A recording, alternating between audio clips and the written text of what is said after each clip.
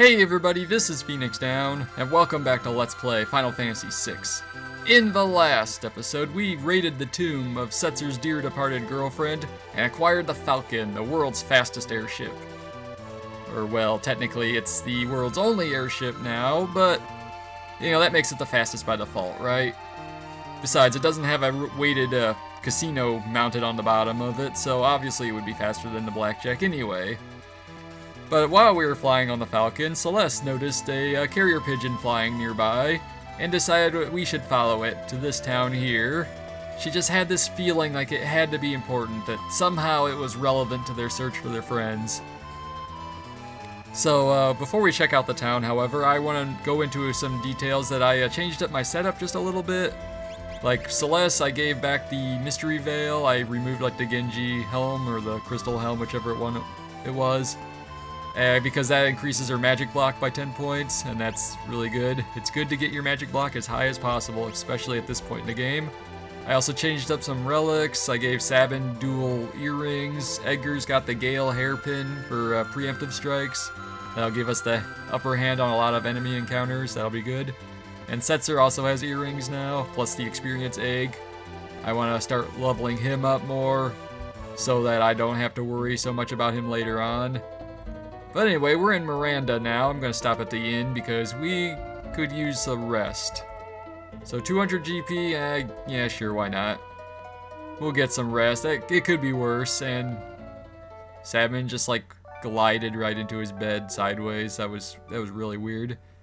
Well, Sabin's been really glitchy.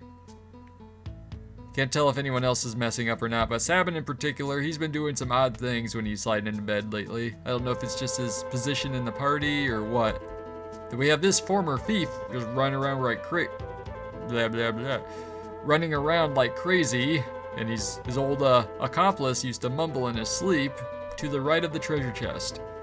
It might be pretty vague right now, but if we talk to some of the other thieves, it just might make a little more sense. We got another fast guy running around here. Don't talk to the tree, Celes. It's not going to answer. Nah, I almost had him. There we go. He used to be a thief, but one day he uncovered a secret so awesome he just had to run and hide. So I wonder what that is. And we got this old guy here. A knight came through here recently. He was amazing, but his heart was full of chaos. Huh. I wonder who that could be. I mean, I could think of at least one other knight. And a spell ago, some oddball came strolling through here, kept calling people thou. Huh. Okay, we have a knight and someone that calls people thou. I find it odd how the level of respect those two guys have for the same person are like so drastically different. It's like, oh yeah, some weird guy was here and he kept calling people thou. And then this mighty knight, he could be the strongest warrior alive, blah blah blah. Anyway, we're in the armor shop. Let's buy a couple things. I'm gonna get one crystal shield. I'm going to give that to Setzer. I'm going to get, I don't need a crystal helm. I'm going to get one dark gear for Sabin, that's better than the armor he has now. I'm going to get one crystal mail, and I'll give that to Setzer as well. So I'm not going to worry too much about weapons here, but we'll boost our armor at least.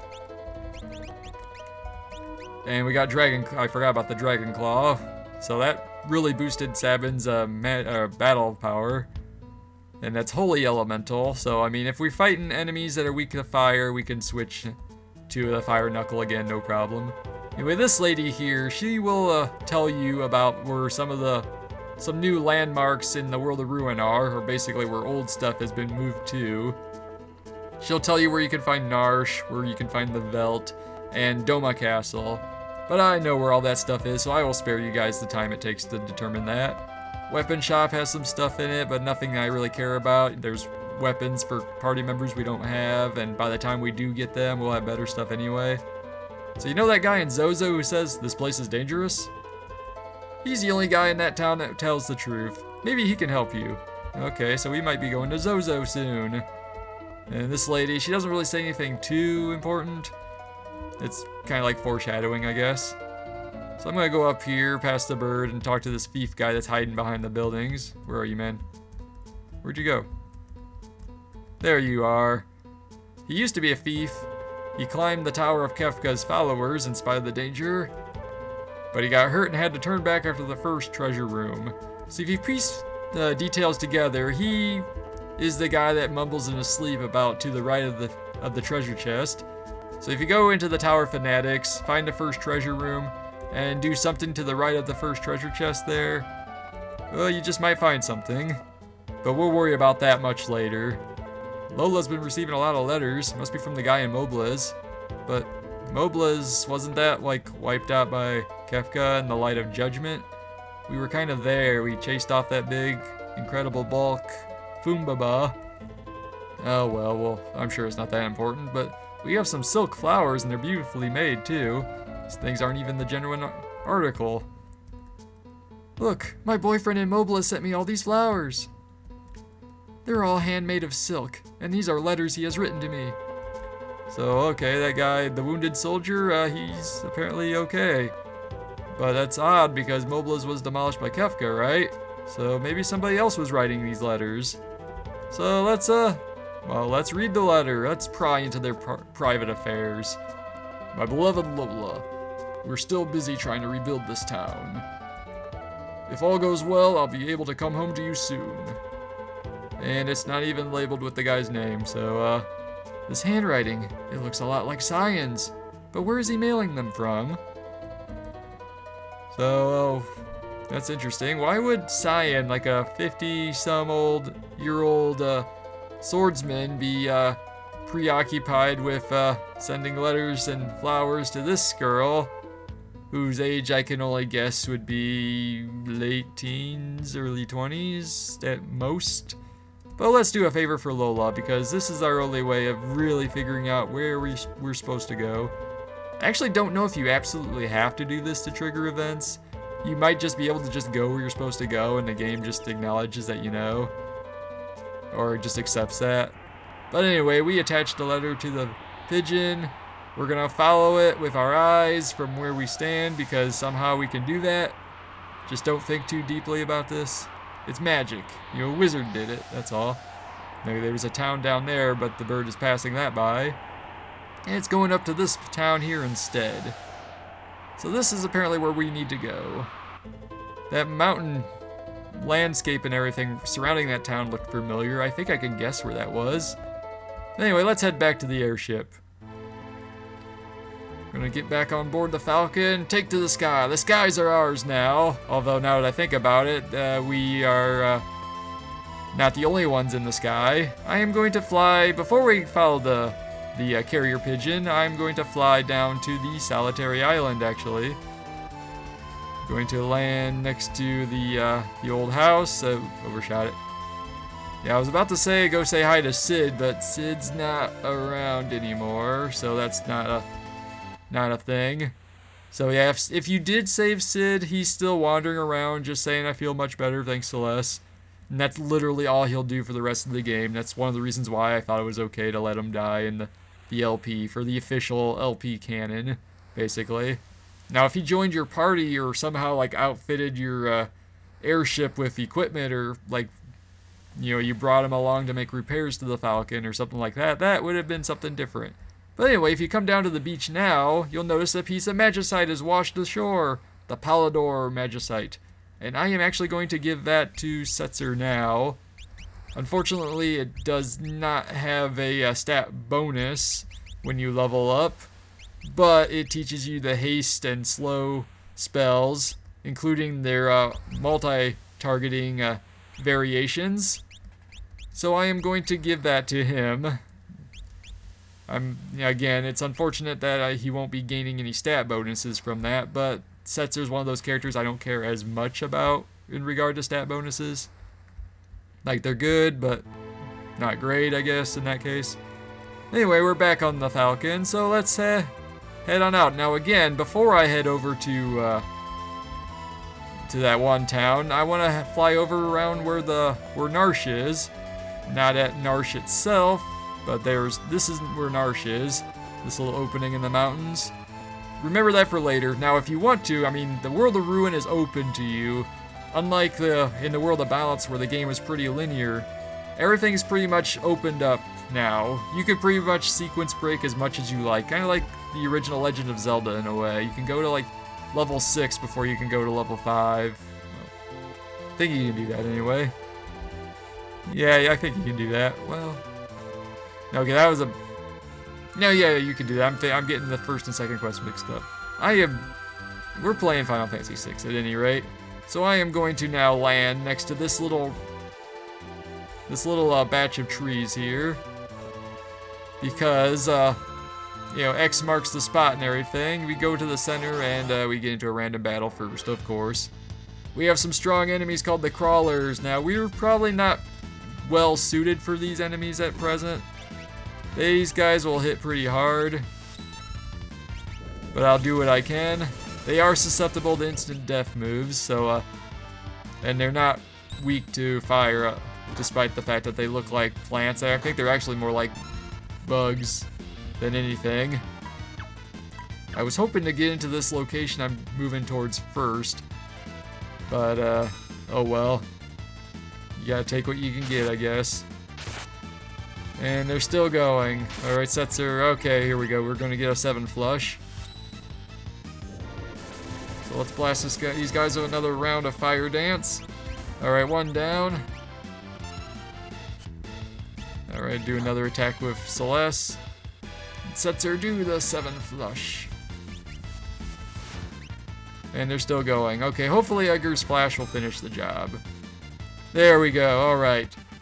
So yeah, we have some newer enemies out and about now. We got some money. That was a decent amount of money, I would say. So, Celes,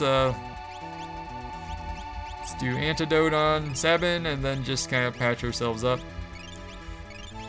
Unfortunately, we do not have a healer guy on board the Falcon to just patch us up whenever.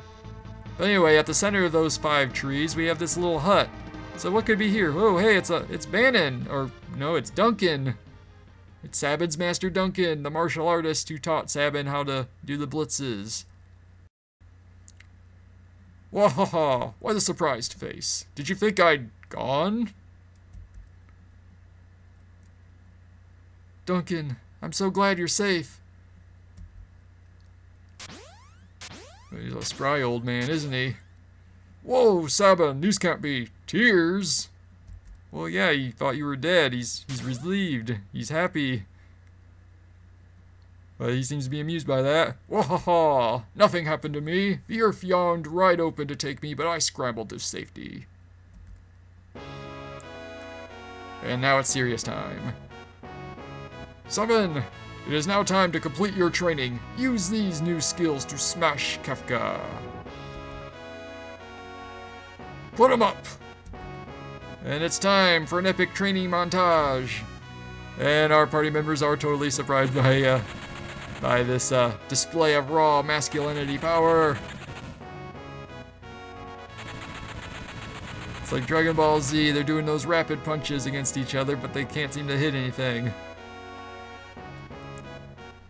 But Sabin is a quick learner, he's picking things up. And now, Sabin has been taught the ultimate blitz technique. I call this the bum rush. Oh my. Yeah, I don't know why Ted Woolsey decided to call this attack the bum rush. It's like, I think it's called Phantom Rush in the Game Boy Advance version. And I think like a direct Japanese translation is something like Shadow Dance Technique or something like that. Anyway, go give Kefka the boot. Yes, Duncan. Dramatic pose time. And now let's check that out. Sabin has learned the ultimate blitz, the bum rush. It's got a fairly complicated looking input command. Basically, it goes a full circle, but it's actually very easy to execute when you're using a keyboard because it's just like twice left, twice up, twice right, twice down, then one more time to the left, and that's it. So that'll work. I wish I had known all you had to do is just press the buttons separately like that instead of actually having to do it like you were playing Street Fighter.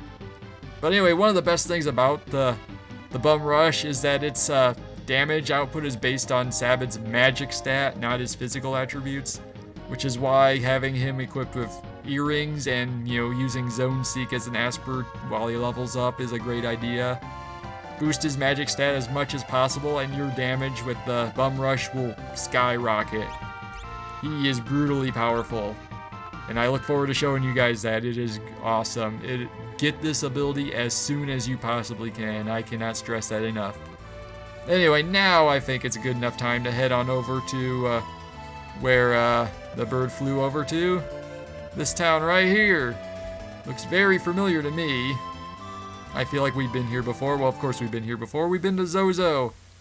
So let's talk to the bird, and it flies over to this building here. If you remember, there was a door up there that we couldn't open in the World of Balance because it was rusted shut.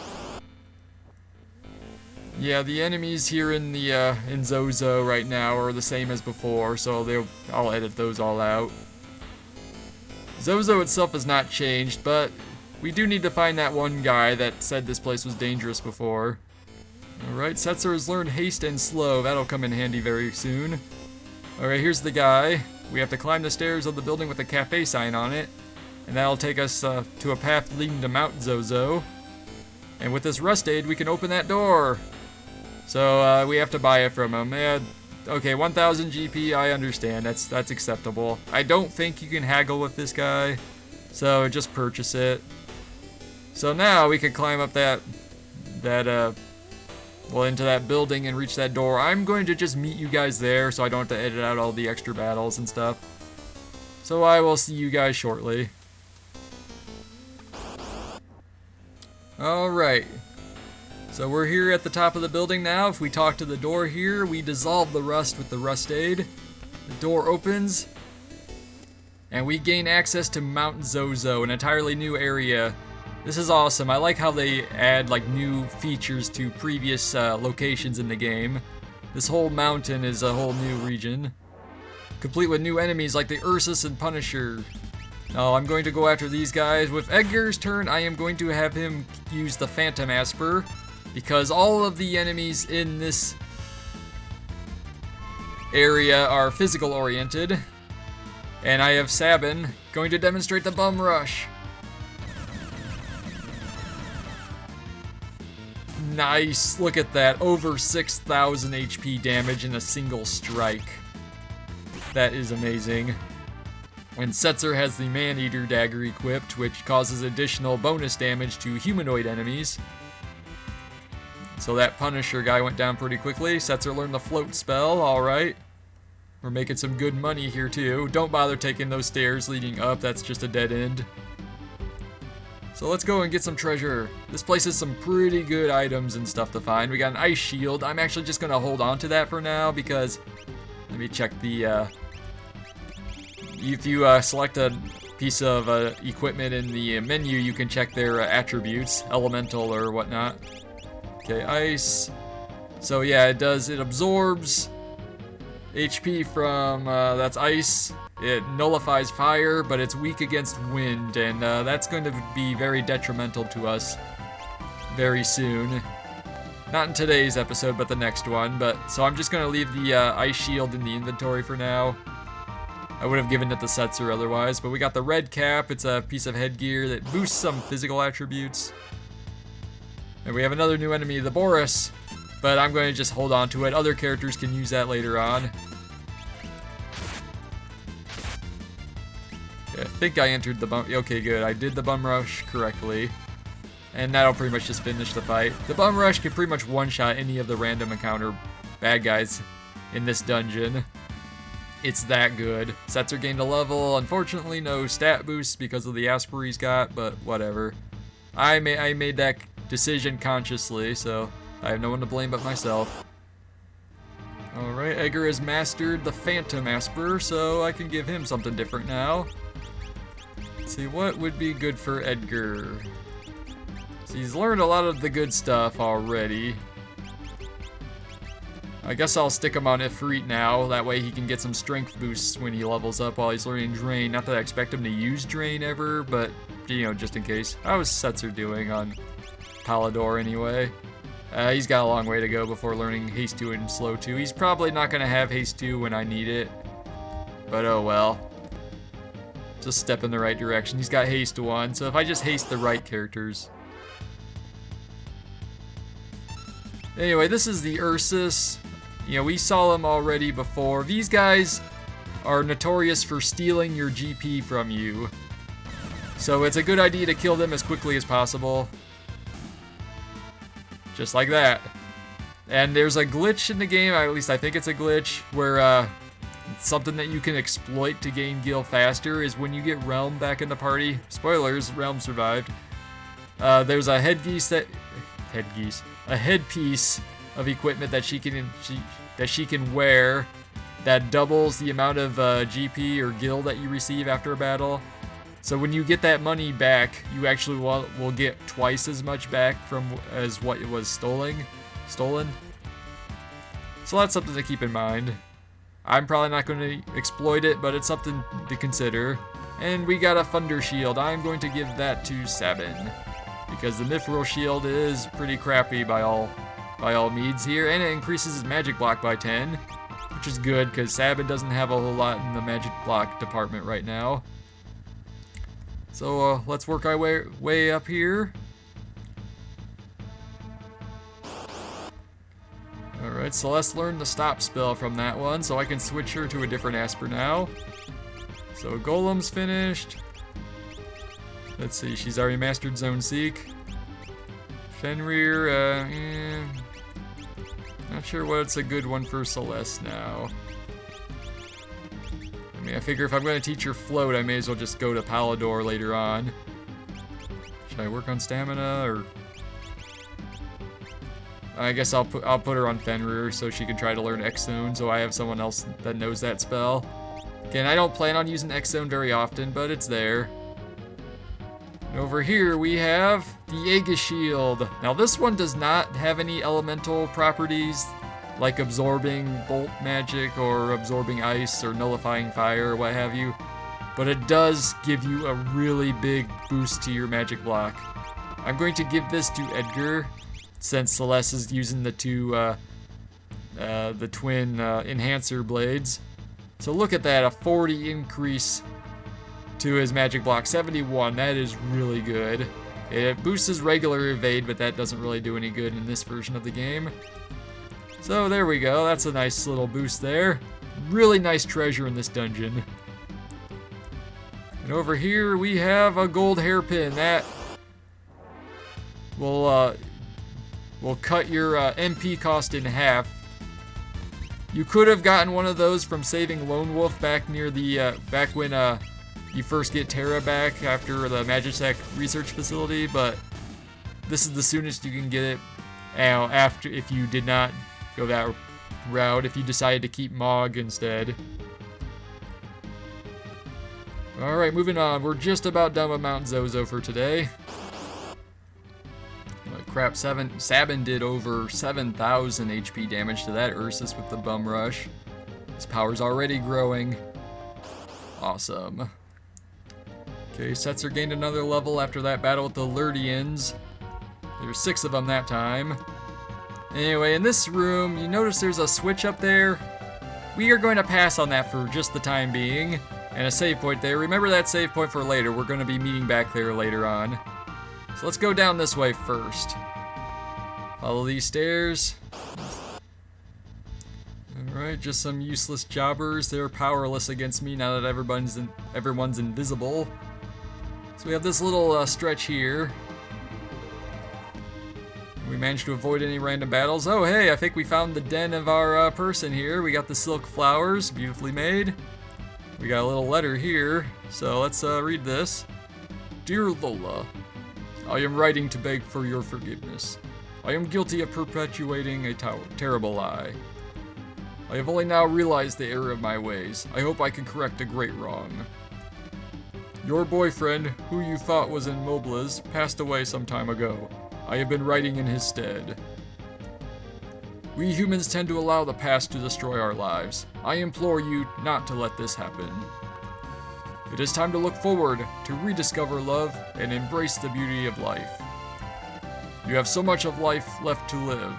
Cyan. Alright, so that pretty much confirms it. Cyan was here. Or is here, I should say. And this chest is locked. So we go for this door and hey, there he is. There's the man himself. Sending another letter. So he learned his lesson, but he's still sending another love letter instead. Okay.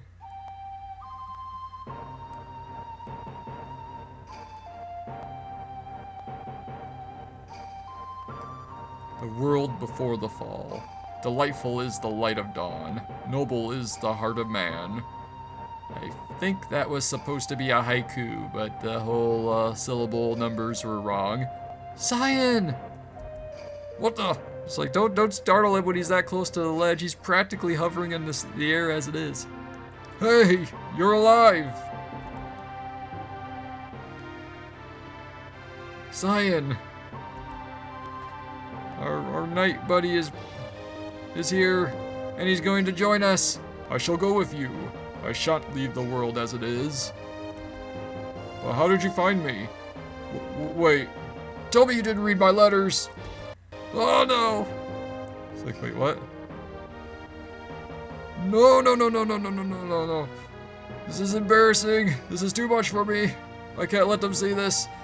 Just stuff it all in my chest plate. Alright, I think that's good. No, wait, I forgot about those. Get down here, come back to Daddy. Daddy needs you. Hurry, one more. Too late. They're merely a diversion of mine. Cyan, these flowers are gorgeous.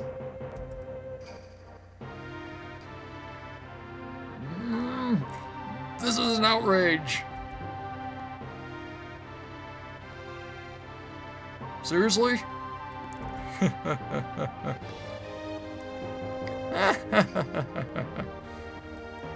Cyan. You developed a sense of humor, that's great. I learned of that poor girl when I passed through Miranda. When I heard that she sent a letter each day but never received any replies, something inside me snapped. As I wrote to that girl, I realized I was very much like her. I was looking behind, full of despair. My eyes were closed, and then something changed.